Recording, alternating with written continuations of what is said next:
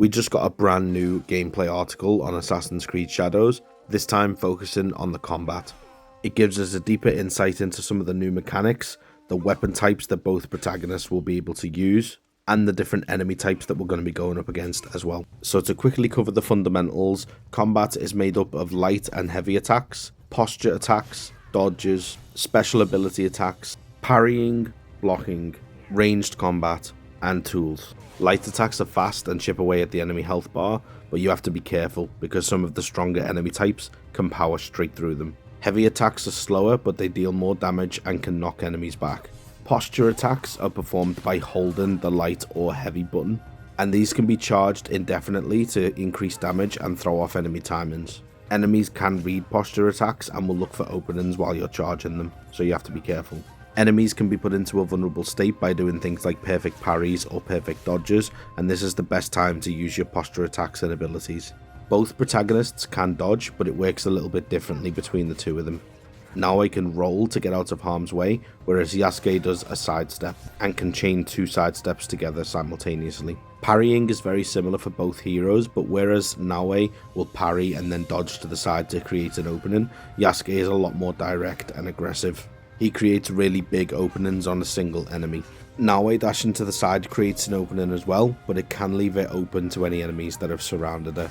A mechanic that's completely unique to Yasuke is being able to block attacks. So he's able to be much more defensive and absorb some punishment while planning his next attack. Even then though, you have to be careful because some enemies have unblockable and unstoppable attacks, which comes a bit later. Just like the previous RPG games, there'll be skills and abilities that you can unlock in the open world, either by finding them or by defeating special enemies, and these can be mixed into your combat as well. So this could be a special type of attack with your main weapon, but I also hope we get to see some other types of attacks as well, like maybe like a judo takedown, or maybe using your grappling hook in combat. Some abilities are passive and just grant you a permanent bonus, and some of them are active, so you have to actively use them during combat.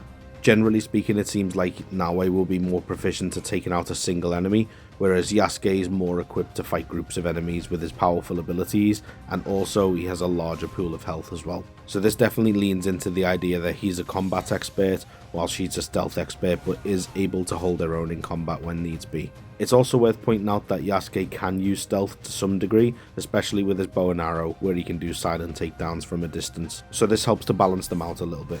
I also love how interactive the environment is. You can see how many items get broken during combat, and the fact that even weather has an effect, like being able to slip on ice, is a really cool detail.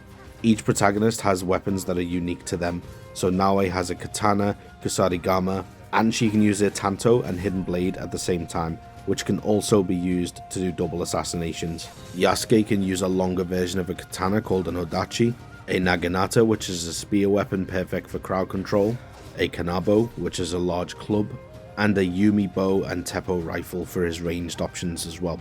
Both protagonists can select two weapons to carry with them at a time, and for Yasuke this means he could either have two melee weapons or a melee weapon and a ranged weapon. I believe even with Naoe carrying two weapons, she still has access to her kunai and shuriken, as those are classed as tools rather than weapons.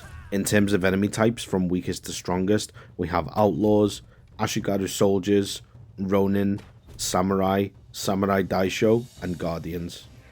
And these classes also have some sub-archetypes as well, like the outlaw for example has a brute, who's much stronger than the average outlaw.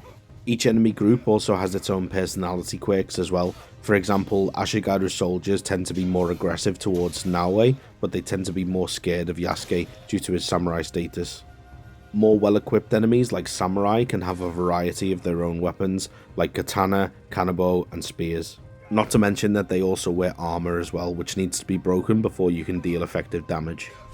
Enemies are much better at working in groups and will use tactics to try and beat you, and they won't fall for some stealth tactics as well, as discussed in the previous video, which you can find above. At the higher end of the enemy types are the guardians, and if you cause too much trouble in an area and raise an alert, then they'll be sent after you. They're essentially this game's equivalent of the mercenaries from previous games. Different enemy types can use different tactics, including their own posture attacks and their own unique type of attacks as well, like unblockable attacks and flurry attacks, which can't be interrupted, so you either have to block, dodge, or parry effectively. The enemy AI seems to have a lot more self-preservation this time around. They'll actively dodge and move out the way and try and get openings on you. All in all, I'm really impressed by what we've seen from the combat in this article. It looks much smoother and the animations look way better than we saw even just a couple of months ago. The next upcoming article is parkour, and that is going to be the big one for me. They've nailed stealth.